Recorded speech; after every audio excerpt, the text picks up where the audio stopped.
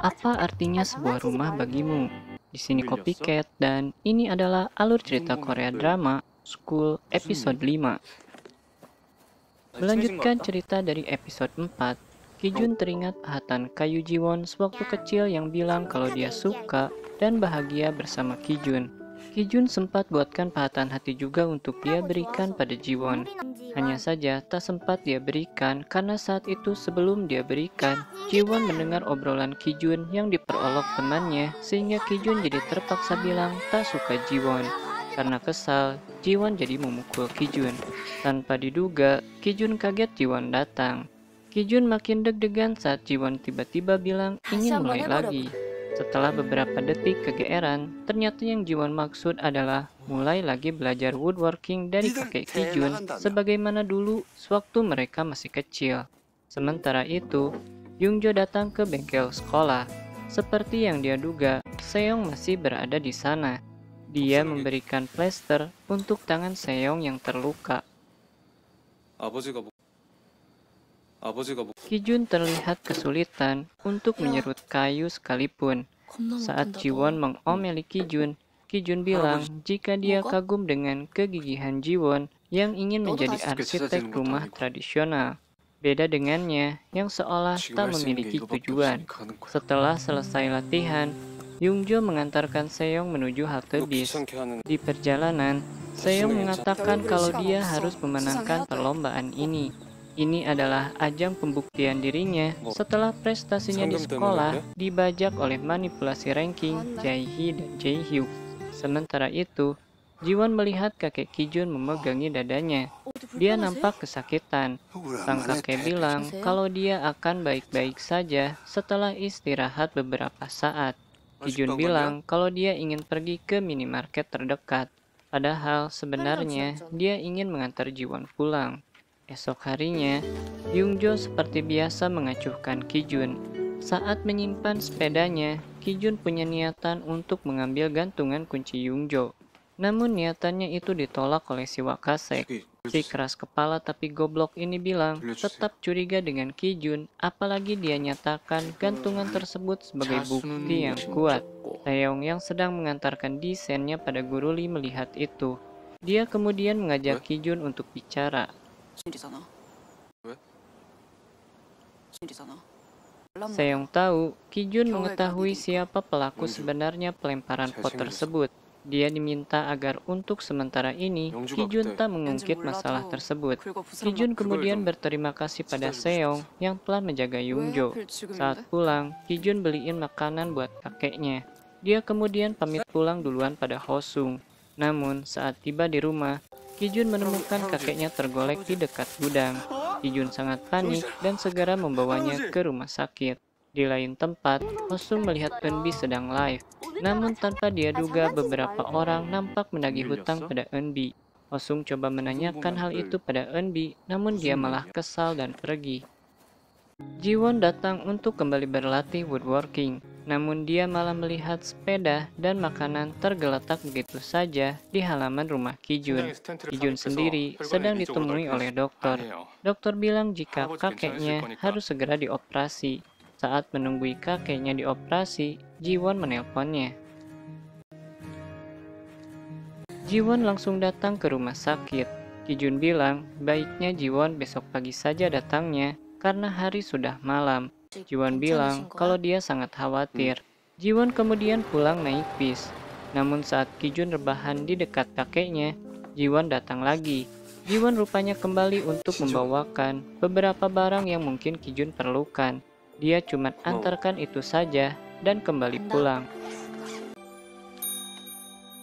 Besoknya, Guru Lee akhirnya tahu jika Jae-hee dan Jae-hyuk adalah ponakan si direktur munafik.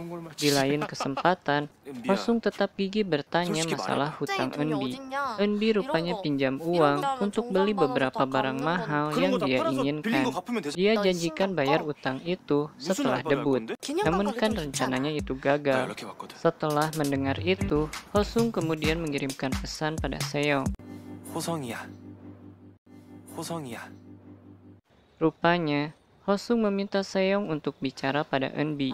Hosung titip pesan lewat Seong jika baginya Eunbi tetap bersinar walau tanpa barang-barang mahal. Di luar dugaan Seong, Eunbi ternyata menyukai kalimat tersebut. Eunbi kemudian menemui Hosung dan memintanya untuk menjualkan semua barang mahal yang dia punya. Hosung gak nyangka, jadi dia yang harus jual semua barang tersebut. Di rumah sakit, Kijun menemukan kakeknya sedang menelpon seseorang. Rupanya, biaya rumah sakit cukup membengkak. Kijun mulai terlihat khawatir lagi, namun kakeknya langsung menegur dan bilang jika ini adalah urusannya dan minta Kijun fokus ke sekolah saja. Saat di kelas, Seong menyadari jika Jae-hee dan Jae-hyuk mulai jarang mengikuti pelajaran. Dia curiga dan mengecek keberadaan si kembar ini. Ternyata, mereka berdua diajari secara privat oleh Guru Lee. Seong protes pada Guru Lee. Guru Lee pun akhirnya menerima keluhan Seong. Namun, Guru Lee yang ingin berlaku adil pada tiap murid kembali ditekan oleh si Wakaset bangsat. Dia minta Guru Lee terus mengajari Jae-hee dan Jae-hyuk, lalu kemudian meminta Guru Lee untuk menghubungi juri lomba agar dia bisa menyuap si juri tersebut. Situasi makin menyulitkan untuk Guru Lee. Guru Lee sebenarnya punya seorang anak perempuan yang selalu dia jemput pulang selesai dari sekolah. Yang mengejutkan adalah saat ibu dari anak ini datang. Rupanya Guru Lee dan Guru Song pernah menjadi suami istri.